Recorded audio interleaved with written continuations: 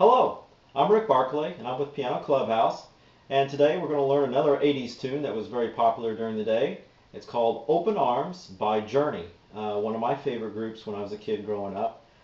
This was written by Steve Perry and Jonathan Cain, back when Steve Perry was the voice of Journey and very identifiable with who Journey was. It was from their Escape album, which basically, again, it kind of catapulted them into superstar status.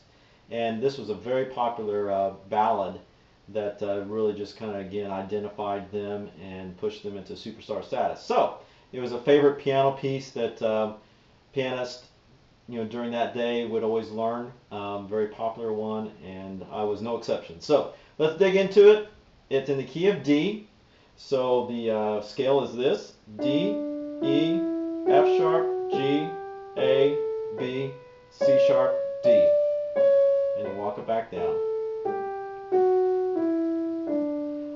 It's in 3/4 time signature, which is kind of rare for a rock tune, if you will, to be written in 3/4, but it was and it is. So that's it's going to be a little bit different for us, but it has more of a kind of a 6/8 type feel once you get it up to speed and with the drums all in it and everything like that. So let's dig in.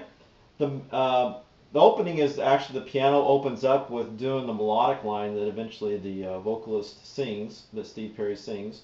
So I'll do the like the first 4 measures, then we'll add what the left hand's doing, and then try to show you how they all kind of combine together in those first 4 measures. So it starts with A, E, F sharp, D, A. Then the next 2 are 2 notes together, E and an A, E, C sharp, and you can do 2 notes together if you wish, but it's D and B if you put both of them together. But a melody note is a D.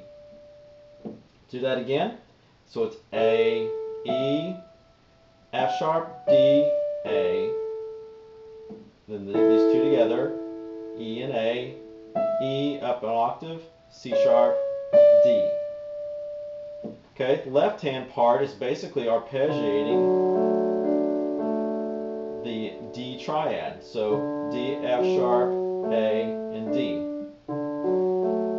And then back to A on the count 3. Next measure, D, A, D. As we add the right hand in, you're going to see how it interacts both with the right hand together. So again, these are the notes that you're using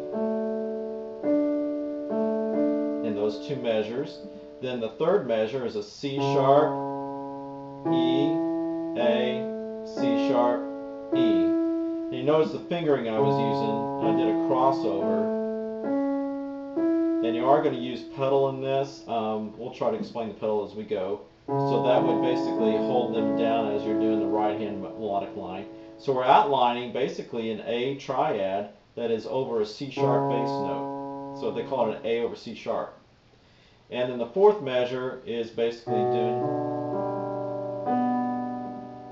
B, D, G, and B again. So it is a G triad over a B. So they call it G over B. Okay, those 4 measures again, left hand.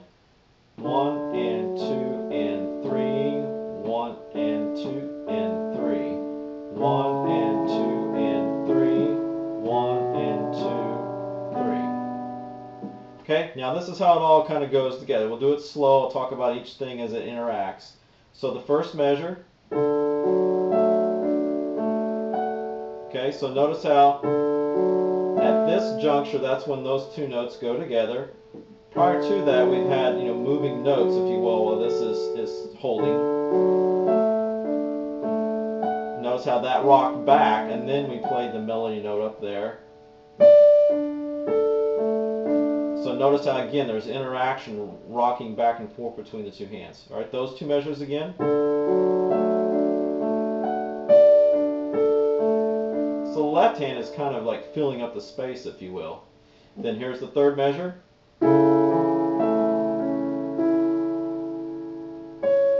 And then that note right there on the end of it. I'll do it again.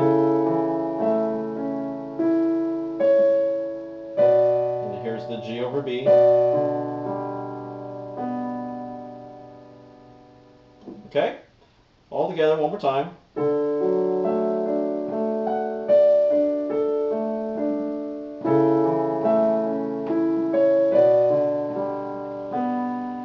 Okay?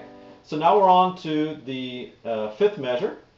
And the right hand is going to be, again, we're doing a lot of two-note type things that create some harmony with the melodic line. The melodic line's up on the top, but this harmony is really important on the piano as well. So it's an F sharp, D, and then an E, C sharp, and then back to the F sharp, D, and then back down to there to the E and the C sharp, A, F sharp, then D, B.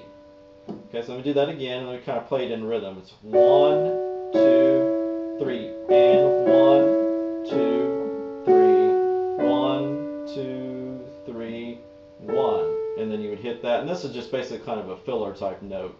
It's not really part of the melody per se. Okay, now what's happening with the left hand during that measure 5 and 6, 7, and 8 is basically it's a B minor triad. So B, D, F sharp, B, F sharp. Just outlining the B minor triad in arpeggiated form. Then it's A major, which is A, C sharp, E, A. And then it's going to be a G. G triad. So a G, we don't do the third, but we go up to the fifth. So G, D, G, B, D, and back up to the G. So, and then that last measure, that's where we tap the A. And if you want to add a little more flair to fill up the whole measure, you can go all the way back down to this G and then rock it back up to the B. Alright, so rhythmically all together, starting measure 5. 1, 2, 3, and 1, 2, 3, 1, and 2, and notice how I had to move my right hand out of the way. Okay? Alright, very good. Now we're ready for the verse. And the verse is basically the same thing melodically, just down. And you're going to notice that their hands are going to be kind of somewhat interlocked in a way. So you have to do a lot of kind of moving, but you don't physically want to, really move your hands away from the piano. But it's going to be kind of, moving fingers up and kind of out, shifting out of the way. So melodically, again, what you have with the right hand is A, E, F sharp, D, A. Notice it was the same thing we did up here, okay? Third measure of that melodic line, A, E, C sharp, D. Now here you're going to do two notes, harmony, so it's going to be D, F sharp, C sharp, D, C sharp, A, F sharp, B. Okay, let's do the whole sequence again. A, E, F sharp, D, A, E, C sharp, D. Here's the two notes together. F sharp, B, 2, 3, and then to finish this off is basically going to be part of the run that you're going to see interacting with the left hand. But that's where the melodic line ends. Okay? Now the left hand, 1, 2, and 3. So it's kind of interacting with what's going on, and I'll show you how to move the hands out of the way. So it's D and F sharp, D, A. So 1, 2, and 3. Then you just kind of hold on to that. Now here's the A over C sharp, C sharp, E, A. And the rhythm is 1 and 2, 3.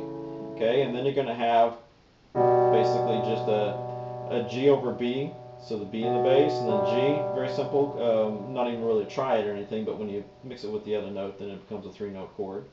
Now the next measure is going to be the B minor, so B, F sharp, B, F sharp. So that rhythm is 1 and 2 and 3. Next measure is A major, 1 and. That's all we're going to do. It's just a 1 and, A and E. And the last measure is where it starts getting the interaction with the right hand. And it's basically doing that arpeggio that we had done earlier. G, D, G, B, D, G, and then G, B. Alright, now let's see how all this fits together.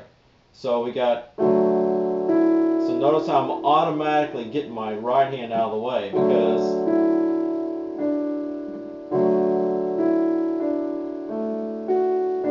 notice how that happened? 1, 2, and 3, and 1, 2. So I went down to that note that I was holding with that thumb. And you can modify it a little bit, maybe to make it easier to where you're not having to go up to this, but sorry. So notice how I hit that and then I did the A. Still got to move your left hand out of the way. Now I'm over exaggerating, you really don't want to be like that whenever you're playing, but I'm trying to show you the point of that you got to move things out of the way. Okay, so one more time. Now ready for the next part? Put that together a little bit better here.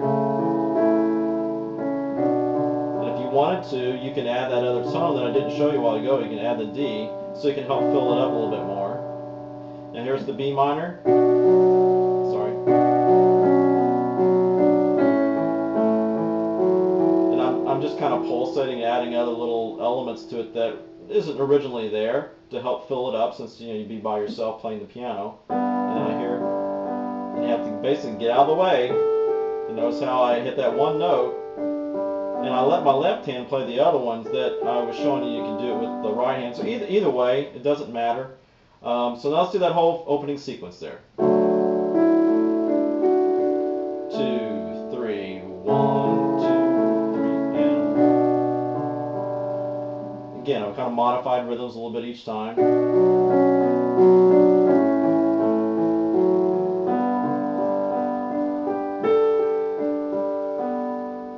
Okay, so it does that basically twice. The whole first verse is kind of broken into two parts. So it's like a, let's see, it's kind of an odd grouping, if you will, but when you put it all together, it makes it all even. So moving on to what they call the pre-chorus, and the pre-chorus basically leads us into the chorus. There's a shift in the chord progression, and sometime in another lesson I will do some, kind of discussion on chord progressions and how things move in different sections and what creates choruses and this and that. So in generalities, what's happening is that we're going to what we call pre-chorus. There's a shift in the chord structure, and you're going to hear that melodically as well. So we're shifting to what we call an E minor, and melody note is going to be this in your right hand.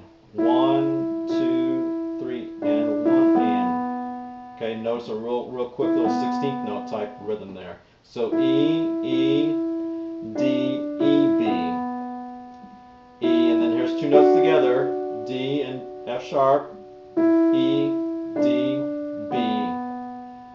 A, well, excuse me, not A, C sharp, D, D, C sharp, D, C sharp. Now two notes together. So I had a little dissonance there, and that's okay. C sharp and G, and then resolves down to the B.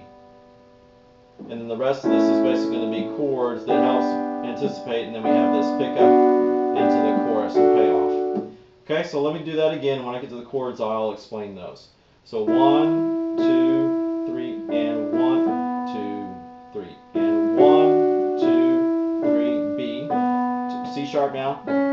1, 2, 3, C sharp, D, C sharp, and then these two together. 2, 3. Now here's the chord. It's an A major chord, but it's going to be, when we put our left hand in, it's going to be over the G's. Nice anticipation type chord. A, C sharp, E. Then it does a G triad in inversion. B, D, G. This is in first inversion. Now we're ready for the melody. So it's 2 notes, and then we're going to add 3 note here. So it's B and D, B, D, F sharp, B, D, G, and then our payoff to the chorus. All right, adding left hand stuff. We can do lots of different things. If you want to kind of keep it Gradually building, the best way to probably do it is to add just, triad up here in the mid register of the bass with your left hand. So E, G, and a B. Notice I'm just kind of pulsating those as quarter notes. And then I move my thumb out of the way because we're going to have to play this B as a melody note that I was playing as a chord tone. So like 2, 3. Now we're ready for a B minor. So B, F sharp, and then your melody notes that we already discussed. Notice I'm just pulsating those same notes, 1, 2, 3, all the way to the B. Now here at this point, we can do one of two things. We can still keep things tight in like this, where it's going to be an A over C sharp in the bass, A, C sharp, and then a D triad, D, F sharp, A. That's an A triad, A, E, C sharp, G. Now you can add that, low G octaves to really help build up this, because this is where the drums kick in, all over the G, and now we're finally paying off. Now the other thing is, at some point we could shift down and start doing some octaves instead of keeping all this here. Like we're on the B minor. We could maybe do that. It might be a little bit too abrupt at this point. Sorry, wrong note. Shouldn't have played that G there. Actually, that probably works the best.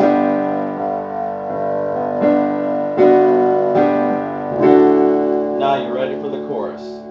Okay, so the chorus is this.